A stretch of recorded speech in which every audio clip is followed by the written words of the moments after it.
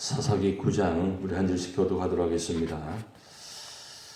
여룻바알의 아들 아비멜렉이 세겜에 가서 그의 어머니 형제에게 이르러 그들과 그의 외조부의 집에 온 가족에게 말하여 이르되 청하노니 너희는 세겜의 모든 사람들의 귀에 말하라.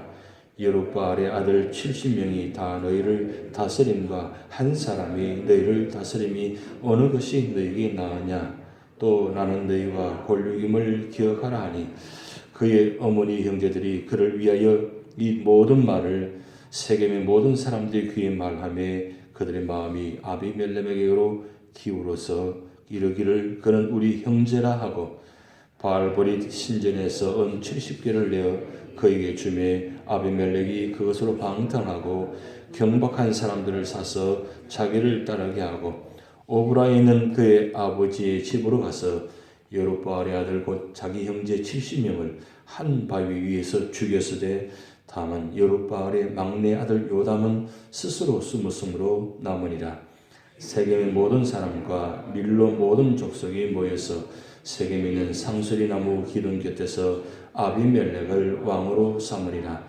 사람들이 요담에게 그 일을 알림해 요담이 그린심산 꼭대기로 가서 서서 그의 목소리를 높여 그들에게 외쳐 이르되 세겜 사람들아 내 말을 들으라. 그리하여 하나님이 너희 말을 들으시리라. 하루는 나무들이 나가서 기름을 부어 자신들 위에 왕으로 삼으로 하며 감람나무에게 이르되 너는 우리 위에 왕이 되라 하며 감람나무가 그들에게 이르되 내게 있는 나의 기름은 하나님과 사람을 영화롭게 하나니 내가 어찌 그것을 버리고 가서 나무들 위에 우쭐대리요 한지라. 나무들이 또 무화과 나무에게 이르되 너는 와서 우리 위에 왕이 되라 하며 무화과 나무가 그들에게 이르되 나의 단것과 나의 아름다운 열매를 내가 어찌 버리고 가서 나무들 위에 우쭐대리요 한지라. 나무들이 또 나무의 포도나무에게 이르되 너는 와서 우리 위에 왕이 되라 하며 포도나무가 그들에게 이르되 하나님과 사람을 기쁘게 하는 내 포도주를 내가 어찌 버리고 가서 나무들 위에 우쭐대리요 한지라.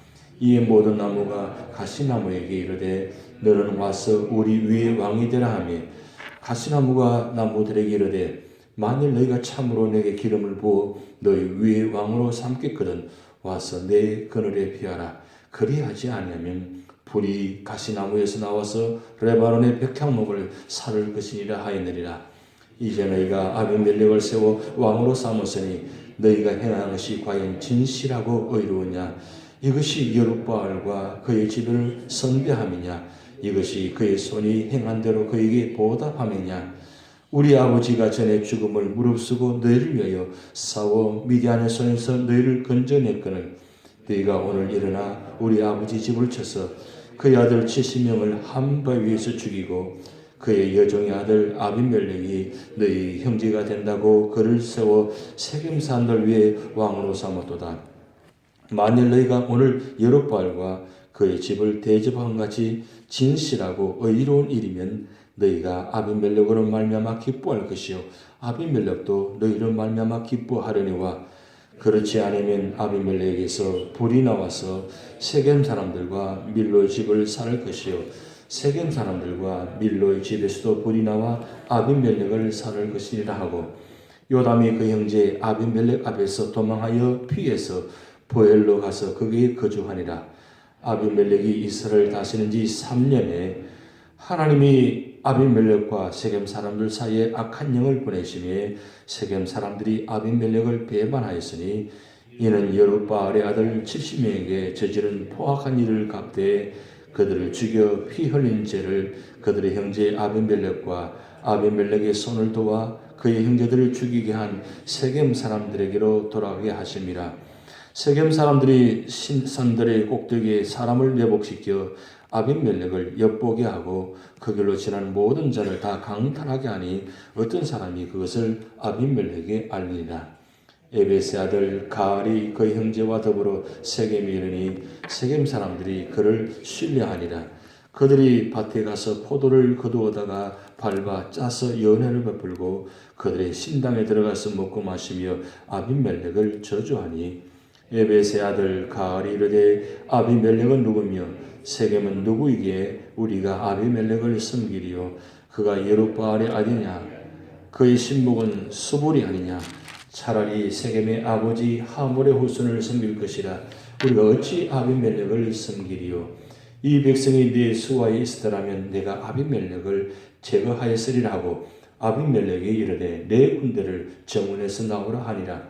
그 성읍의 방백 스불이 에벳의 아들 가알의 말을 듣고 노하여 사자들을 아비멜렉에게 가만히 보내어 이르되 보소서 에벳의 아들 가알과 그의 형제들이 세겜에 이르러 그 성읍이 당신을 대적하게 하니 당신은 당신과 함께 있는 백성과 더불어 밤에 일어나 밭에 매복하였다가 아침 해 뜰 때에 당신이 일찍 일어나 이 성읍을 엄습하면 가알 및 그와 함께 있는 백성이 나와서 당신을 대적하리니 당신은 기회를 보아 그에게 행하소서 하니 아비멜렉과 그와 함께 있는 모든 백성이 밤에 일어나 네 대로 나누어 세겜에 맞서 매복하였더니 에벳의 아들 가알이 나와서 성읍 문 입구에 설 때에 아비멜렉과 그와 함께 있는 백성이 매복하였던 곳에서 일어난지라. 가알이 그 백성을 보고 스불에게 이르되 보라 백성이 산 꼭대기에서부터 내려오는도다 하니 스불이 그에게 이르되 내가 산 그림자를 사람으로 보았느니라 하는지라. 가알이 다시 말하여 이르되 보라 백성이 밭 가운데를 따라 내려오고 또 한때는 모호노님 상수리 나무 길을 따라 오는도다 하니 스불이 그에게 이르되 내가 전에 말하기를 아비멜렉이 누구이기에 우리가 그를 섬기리요 하던 그 입이 이제 어디 있느냐? 아들이 내가 업신여기던 그 백성이 아니냐? 청하노니 이제 나가서 그들과 싸우라 하니 가알이 세겜 사람들보다 앞에 서서 나가 아비멜렉과 싸우다가 아비멜렉이 그를 추격하니 그 앞에서 도망하였고 부상하여 엎드린 자가 많아 성문 입구까지 이르렀더라. 아비멜렉은 아루마에 거주하고 스불은 가알과 그 형제들을 쫓아내어 세겜에 거주하지 못하게 하더니 이튿날 백성이 밭으로 나오매 사람들이 그것을 아비멜렉이 알리니라. 아비멜렉이 자기 백성을 세 무리로 나누어 밭에 매복시켰더니 백성이 성에서 나오는 것을 보고 일어나 그들을 치되 아비멜렉과 그때는 돌격하여 성문 입구에 서고 두 무리는 밭에 있는 자들에게 돌격하여 그들을 죽이니 아비멜렉이 그날 종일토록 그 성을 쳐서 마침내는 점령하고 거기 있는 백성을 죽이며 그 성을 헐고 소금을 뿌리니라. 세겜 망대의 모든 사람들이 이를 듣고 엘불이 신진의 보루로 걸어갔더니 세겜 망대의 모든 사람들이 모인 것이 아비멜렉에게 알려지매 아비멜렉 및 그와 함께 있는 모든 백성이 살몬산에 오르고 아비멜렉이 손에 도끼를 들고 나무 가지를 찍어 그것을 들어 올려 자기 어깨에 메고 그와 함께 있는 백성에게 이르되 너희는 내가 행한 것을 보나니 빨리 나와 같이 행하라 하니 모든 백성들도 각각 나뭇가지를 찍어서 아비멜렉을 따라 보루 위에 놓고 그것들이 얹혀있는 보루에 불을 놓으며 세겜 망대에 있는 사람들이 다 죽었으니 남녀가 약 1000명이었더라. 아비멜렉이 드베스에 가서 데베스 맞서 진치고 그것을 점령하였더니 성읍 중에 견고한 망대가 있으므로 그 성읍 백성의 남녀가 모두 그리로 도망하여 들어가서 문을 잠그고 망대 꼭대기로 올라간지라. 아비멜렉이 망대 앞에 이르러 공격하여 망대의 문에 가까이 나가서 그것을 불사르려 하더니 한 여인이 맷돌 윗짝을 아비멜렉의 머리 위에 내려 던져 그의 두개골을 깨뜨리니 아비멜렉이 자기의 무기를 든 청년을 급히 불러 그에게 이르되 너는 칼을 빼어 나를 죽이라. 사람들이 나를 가리켜 이르기를 여자가 그를 죽였다 할까노라 하니 그 청년이 그를 찌르매 그가 죽은지라. 이스라엘 사람들이 아비멜렉이 죽은 것을 보고 각각 자기 처소로 떠나갔더라. 아비멜렉이 그 형제 70명을 죽여 자기 아버지에게 행한 악행을 하나님이 이같이 갚으셨고 합독하시겠습니다. 또 세겜 사람들의 모든 악행을 하나님이 그들의 머리에 갚으셨으니 여룹바알의 아들 요담의 저주가 그들에게 응하니라. 아멘. 예, 마태복음 26장에 보면 예수님께서 잡히시기 직전에 일어난 사건이 있습니다. 대제사장 종들이 가까워서 군대가 다가와서 예수님 잡으려고 하는데 가까이 있는 베드로가 칼을 빼어가지고 대제사장의 종 말고를 귀를 쳐서 떨어뜨립니다. 그때 예수님께서 이렇게 말씀합니다. 예수께서 이르시되 내 칼을 도로 칼집에 꽂으라. 칼을 가진 자는 다 칼로 망하느니라. 굉장히 중요한 말씀하셨습니다. 칼을 가지는 자는 다 칼로 망하느니라. 지금 베드로에게 이야기하는 장면이지만 사실은 모든 사람들에게 주는 교훈입니다. 칼로 세상을 정복하려면 반드시 정복할 것 같은데 칼로 도로 망하는 경우의 모습을 볼 수 있다는 말씀입니다. 오늘 그 장면이 바로 사사기 9장의 장면입니다. 어제 8장에 보면 기드온의 자녀들 이야기가 나옵니다. 기드온의 가정 이야기가 나옵니다. 보면 기드온이 아내를 많이 두고 또 자녀들을 많이 생산하고 또 세겜에 첩을 두었는데 그 세겜에 첩을 두었는데 그 아들의 이름이 아비멜렉이니라. 이렇게 이름이 기록되어 있어요. 사사기 8장을 보면 왜 아비멜렉이란 그 많은 자녀들 가운데 이름이 올라가 있냐 궁금했는데 그 궁금한 질문이 이 사사기 9장에 나타납니다. 자녀들이 많으면 저 자녀들 가운데 생각이 다 다르고 무언가 다 특징들이 있습니다. 그런데 이 기드온의 자녀 중에 이 아비멜렉이 성정이나 모든 면에서 머리가 뛰어나고 그리고 성격이 포악하고 그래서 이 아비멜렉이 아버지가 죽고 난 후에 이 아비멜렉이 오늘 사사기 9장에 보면 스스로 왕이 되어가지고 일을 시작하는 모습이 나타납니다. 참 안타까운 사실은 이 아비멜렉이 자기 생각대로 자기 방법대로 다 될 것 같았는데 결국은 그렇게 많은 전쟁을 치르고 많은 왕이 되어서 많은 일을 감당하는데 결국 마지막은 누굴 통해 죽었냐? 한 여인의 손을 통해서 죽어가는 장면의 모습이 목독되고 있습니다. 오늘 말씀은 오늘 여러 가지 모습들이 있지만 1절부터 6절까지 보면 아비멜렉이 이 정권을 장악하는 모습이 나타납니다. 얼마나 포악한지 얼마나 악행을 저지르는지 포악한 자를 돈을 주고 사가지고 그리고 자기 고향 외조부 어머니 고향에 가서 세겜에 가서 그리고 그 친족을 예를 들어가지고 그 세겜 성인 사람들을 마음을 삽니다. 마음을 사가지고 거기서 끝나면 괜찮은데 그렇게 하지 않고 자기 형제들을 70명을 이 돈을 주고 산 자들 보내가지고 다 죽이게 만듭니다. 그런데 다행히도 요인인지 모르지만 한 아들이 살아납니다. 그게 바로 요담입니다. 이 요담이 오늘 말씀 보면 7절부터 21절까지 보면 한 우화를 들어가지고 이 아비멜렉을 저주하는 장면이 나타납니다. 이 우화가 뭐냐면 나무약입니다. 한 나무들이 왕을 삼려고 하는데 왕을 삼으려고 세 나무에게 다가갑니다. 오늘 말씀 보면 감람나무, 무화과나무, 포도나무 이렇게 나와 있습니다. 감람나무에게 무화과나무에게 포도나무에 찾아가서 우리의 왕이 되어달라고 하니까 이 감람나무 그리고 무화과나무, 포도나무는 나는 지금 만족한다. 그리고 내가 지금 이 일 굉장히 소중하기 때문에 이 일을 버릴 수가 없다. 이건 나에게 주신 사명이다. 나는 왕이 될 수가 없다.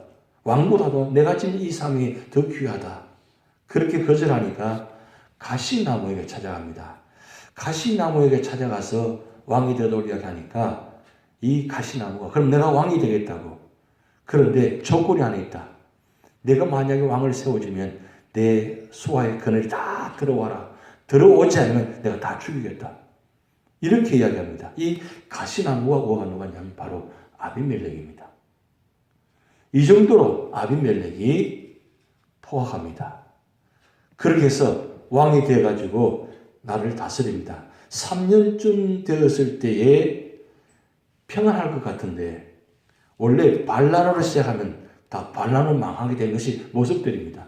그는 국가든지 어느든지 다 마찬가지예요.